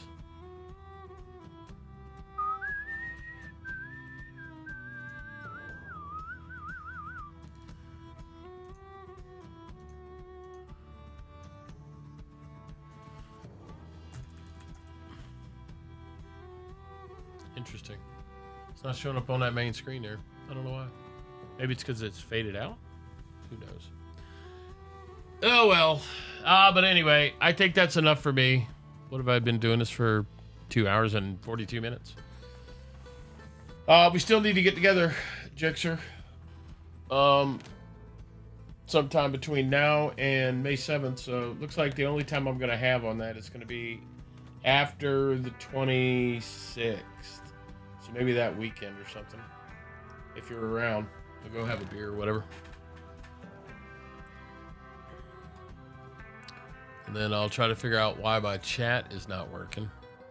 Unless I have just inadvertently, caused it to hide. Let's see what I got here. Fade in. Click. Oh, well, there it is. How about you there? Okay. I must have hit it somehow. Anyway. Okay, well, I think that's going to do it for me. And I don't think I'll be streaming tomorrow because I'll be packing and getting ready for my trip. But I will be streaming from the road. So I have a mobile setup now that I can use Restream for. So I can just use one stream coming out of the computer. It does seem to be a little bit more efficient. And the computer I've got can handle it pretty easy. So until then, I'm gonna dip out and, you guys take care. And I'll see you the next time on the old More Perfect Onion. Be good.